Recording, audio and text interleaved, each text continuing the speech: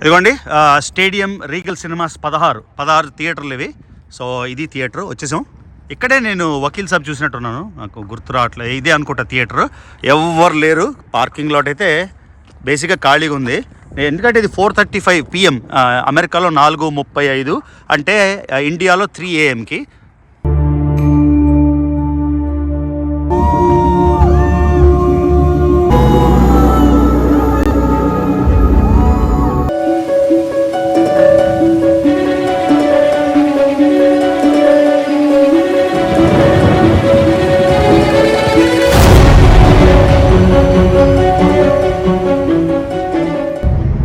నేను మళ్ళీ మీ Ravi. So Mexican vlogs కి బ్రేక్ ఇచ్చి ఇప్పుడు ప్రభాస్, మన డార్లింగ్ ప్రభాస్ రాధే శ్యామ్ రివ్యూ చూడడానికి అయితే ఇప్పుడు వెళ్తున్నా. కాకపోతే ఏమైందంటే నేను మా స్వాతికి అనుష్కకి సర్ప్రైజ్ అవ్వడానికి ఒక రోజుకి వచ్చేసాను కాలిఫోర్నియా నుంచి. మళ్ళీ ఈ సినిమా అయిపోయాక రేపు మళ్ళీ వెళ్ళిపోతున్నా కాలిఫోర్నియా. స్వాతి నా కోసం కాదు, మూవీ కోసం వచ్చారు. మూవీ కోసం అక్కడ దొరుకుతుంది కాలిఫోర్నియా.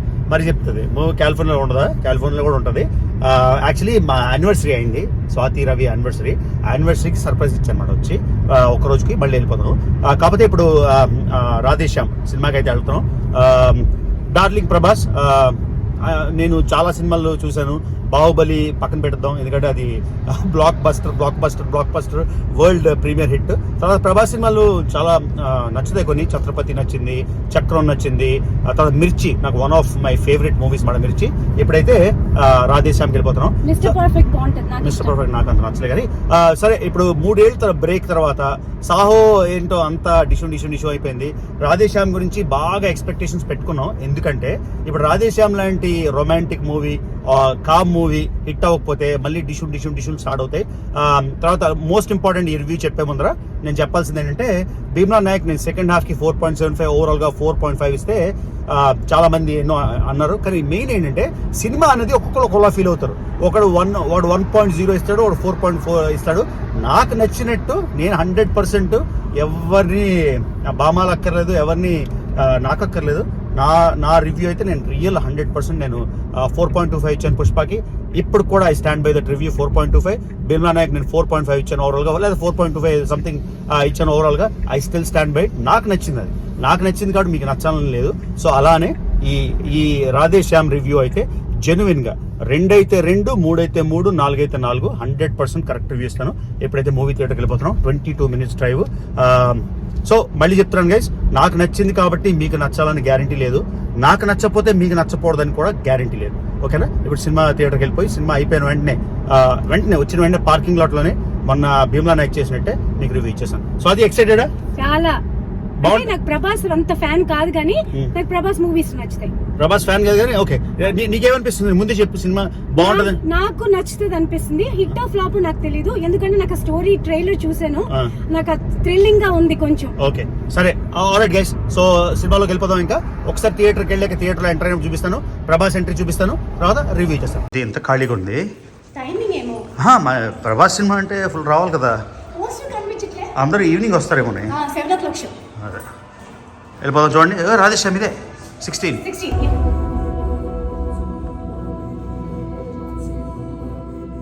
మన చేతల్లో ఉంటుంది.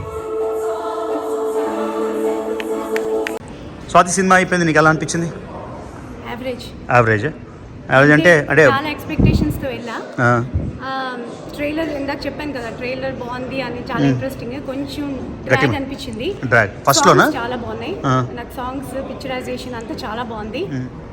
యావరేజ్ అంటే సాంగ్స్ కోసం చూడొచ్చు. అగైన్ మళ్ళీ చెప్పాను కదా, పిక్చరైజేషన్, విజువల్ ఎఫెక్ట్స్ అన్ని బాగున్నాయి. ఎక్కువ ఎక్స్పెక్టేషన్స్ తో వెళ్ళొద్దు, వెళ్ళండి, ఎంజాయ్ చేయండి, time pass movie. So guys, ఇప్పుడే సినిమా అయింది రాధే శ్యామ్. సో ఇది బేసిక్గా ఒక ఎక్స్పెరిమెంటల్ ఫిల్మ్. ఎక్స్పెరిమెంటల్ అంటే తెలుగులో ఇలాంటి ఫిల్మ్ కొంచెం టైటానిక్ ఇన్ఫ్లుయెన్స్తో, ఇంగ్లీష్లో టైటానిక్ సినిమా చూస్తే ఎలా అనిపిస్తుందో అలాంటి విజువల్స్ అన్నీ ఉన్నాయి. తర్వాత సీన్స్ కానీ లొకేషన్స్ కానీ, సో విజువల్ ట్రీట్లా ఉంది. కాకపోతే ఇంకోటి, ప్రభాస్ ఏమో ఒక బాహుబలి చేసి, తర్వాత సాహో, ఇలాంటి పెద్ద మూవీలు, అంటే బాహుబలి అంటే ఇంకా మరి టాప్ ఆఫ్ ద చార్ట్స్ కదా. అలాంటి సినిమా చేసాక ఇలాగ ఎక్స్పెరిమెంటల్ ఫిల్మ్ అయితే ఏ పెద్ద హీరో చేయరు. So out of the box thinking కాబట్టి ప్రభాస్కి అంటే ప్రభాస్ ద ఫ్యాక్ట్ దట్ ఆయన ఇలాంటి ఎక్స్పెరిమెంట్ చేయడానికి ఒప్పుకున్నందుకు అసలు పెద్ద కుడోజు. ఆ సినిమా అయితే ఓవరాల్గా అంటే కొన్ని సెట్ అయినట్టున్నాయి, కొన్ని సెట్ అయినట్టు లేదు. మళ్ళీ చెప్తున్నా, నాకు నచ్చింది కాబట్టి సినిమా అద్భుతం అని, నాకు నచ్చలేదు కాబట్టి సినిమా బ్యాడ్ అని అనట్లేదు. సో నేను పాజిటివ్ పాయింట్స్ అని చెప్తాను. సీన్స్ అయితే సూపర్గా ఉన్నాయి. వింటేజ్ ఫీలింగ్ అంటే 1976 1977లో తీశారు. కాన్సెప్ట్ ఏమో సింపుల్ కాన్సెప్టే, కొంచెం కాంప్లికేటెడ్గా చేయొచ్చు. ఓవరాల్గా దీన్ని రొమాంటిక్ థ్రిల్లర్ అనొచ్చు. థ్రిల్లర్ ఎందుకంటున్నానంటే సెకండ్ హాఫ్లో ఏం జరుగుతుంది తెలియదు కాబట్టి, సస్పెన్స్ కాబట్టి కొంచెం థ్రిల్లర్ లాగా, రొమాంటిక్ థ్రిల్లర్ లాగా. ఫస్ట్ హాఫ్ అయితే కొంచెం స్లోగా పికప్ అయింది అనిపించింది. సెకండ్ హాఫ్ వచ్చేసరికి లాస్ట్ 10 నిమిషాలు తీసేస్తే మొత్తం ట్రాక్షన్ బాగా వచ్చింది, లిఫ్ట్ అయింది సినిమా. ఫస్ట్ హాఫ్ స్లో కన్నా కొంచెం బాగా వెళ్ళింది, ఆ గ్రాండర్ అంతా కనిపించింది, అన్నీ అనిపించింది. ఆ తర్వాత నాకు పర్సనల్గా హీరోయిన్ సెట్ అవ్వలేదేమో అనిపించింది. అంటే పూజా హెగ్డే అలవైకుంఠాపురంలో సూపర్ కదా, కానీ ఈ సినిమాలో ప్రభాస్తోని సెట్ అవ్వలేదేమో కొంచెం అనిపించింది. ఓవరాల్గా చెప్పినట్టు ఫస్ట్ హాఫ్ స్లోగా ఉంది, సెకండ్ హాఫ్లో బాగా పికప్ అయ్యి లాస్ట్లోని పూర్తిగా ఒక టైటానిక్ విజువల్స్ మాత్రం టైటానిక్ లెవెల్లో ఉన్నాయి కదా. సో నాకైతే చాలా యావరేజ్ అనిపించింది సినిమా. అంటే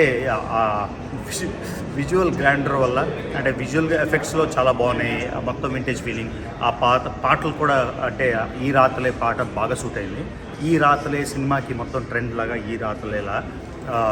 ఓవరాల్గా ఫస్ట్ వచ్చాను, ఈ వీడియో చాలామంది చూస్తారు కాబట్టి అబద్ధం చెప్పలేను. అలా అని ఎగ్జాక్ట్గా నాకు వచ్చిన ఫీలింగ్ ఏంటంటే యావరేజ్. సో ఓన్లీ ఎఫెక్ట్స్కి, తర్వాత సీన్స్కి, ఆ వింటేజ్ మొత్తం పాత సినిమాలా తీయడం, పాత 1970s ఇటాలియన్ కార్స్, తర్వాత వింటేజ్ ట్రైన్, ఇవన్నీ సీన్స్ పెట్టారు కాబట్టి నా రేటింగ్ అయితే, నా పర్సనల్ రేటింగ్ 3 out of 5. 3. మళ్ళీ చెప్తున్నా, అసలు ఇలాంటి ఎక్స్పెరిమెంటల్ ఫిల్మ్ ట్రై చేయడమే చాలా పెద్ద గట్స్ ఉండాలి. తెలుగులో ఇలాంటి ఎక్స్పెరిమెంటల్ ఫిల్మ్ నేను చూడలేదు. బేసిక్గా టైటానిక్లా ట్రై చేశారనిపిస్తుంది. ఇంగ్లీష్లో టైటానిక్ సినిమా ఎలా ఉందో ఆ విధంగా ట్రై చేశారు కాబట్టి తెలుగు కాబట్టి కొంచెం మసాలా లాస్ట్లో యాడ్ చేసి ఉంటారు. కానీ అందుకే నేను ప్లాట్ ఏమి ఇవ్వట్లేదు. నా రేటింగ్ అయితే 3 out of 5. సో బేసిక్గా ఫ్యామిలీతోని ఒక ప్లెయిన్గా, అంటే మీరు కూడా ఎక్స్పెక్టేషన్స్ ఎక్కువ ఊహించుకొని ఎక్కువ పెట్టుకొని వెళ్ళకుండా సినిమాలో ఎంజాయ్ చేసేద్దాం అంటే డెఫినెట్గా వాచ్ చేయొచ్చు. మళ్ళీ చెప్తున్నా, నా రేటింగ్ ఓన్లీ నాకే పరిమితం. నా రేటింగ్ని మీరు ఏదో ఒక ప్రామాణికంగా తీసుకొని మీరు డిసైడ్ చేసుకోకండి. సినిమా అయితే ఒక ఫ్యామిలీతో ఒక టైం పాస్లా చూసేయచ్చు. మళ్ళీ చెప్తున్నా, విజువల్స్ అయితే సూపర్ ఉన్నాయి. ఆ విజువల్స్ కోసం, ఆ సెట్టింగ్ కోసం అయితే డెఫినెట్గా చూడొచ్చు. అది గైస్ ఇవాటి వీడియో. మర్చిపోకుండా రవి తెలుగు ట్రావెల్ ఛానల్ ఇంకా సబ్స్క్రైబ్ చేసుకోండి. వీడియోస్ లైక్ చేయండి, షేర్ చేయండి.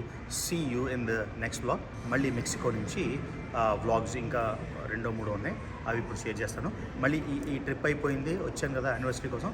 మళ్ళీ ఇప్పుడు నేను వెళ్ళిపోతున్నా కాలిఫోర్నియా. మళ్ళీ యాక్చువల్లీ కాలిఫోర్నియా కాదు, వేరే డెస్టినేషన్ వెళ్ళిపోతున్నా. అక్కడి నుంచి మళ్ళీ వ్లాగ్స్ పంపిస్తాను. ఆల్రైట్.